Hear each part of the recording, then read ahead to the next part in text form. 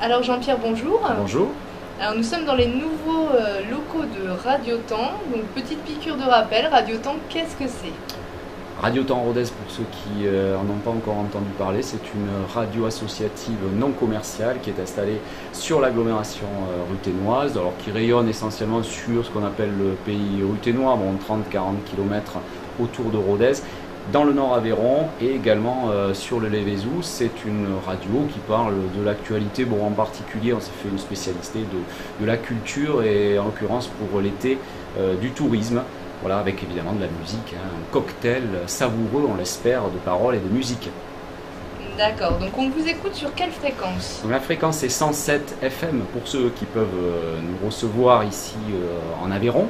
Et puis sinon, il y a toujours l'alternative du site internet, puisqu'on est en streaming, donc vous allez sur le site et vous cliquez, écoutez la radio. Vous retrouverez à la fois les programmes en direct, et puis si vous avez envie, vous pouvez réécouter bien sûr, comme sur GRTV, on peut revoir les reportages, nous on peut réécouter les reportages, les émissions préférées. D'accord, donc vous avez changé de locaux il n'y a pas longtemps, grand déménagement, grand bouleversement. Alors qu'est-ce que ces locaux vous apportent en plus? En plus d'autonomie, d'indépendance et puis plus facile pour le personnel de travailler dans des locaux qui ont été étudiés réellement pour la radio. Non pas qu'auparavant les efforts n'aient pas été faits, notamment par le lycée Kerb qui les mettait à notre disposition, mais évidemment ce n'était pas toujours très pratique pour nous, ni pour recevoir des invités, ni pour travailler au quotidien. Aujourd'hui c'est nous qui avons fait les plans des studios, c'est nous qui avons agencé les bureaux, bref c'est notre petit home sweet home d'RTR, donc on est évidemment très très content. D'ailleurs j'en profite pour dire que c'est une exclue GRTV, puisque vous serez la seule média ici en Aveyron à pouvoir filmer, avoir des images en direct, si on peut dire, de ces nouveaux studios. Vous êtes combien au total à travailler en fait au sein de RTR?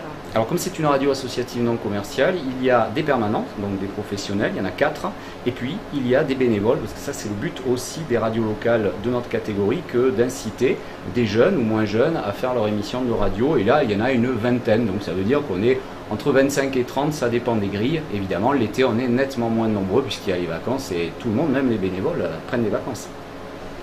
D'accord. Les projets futurs?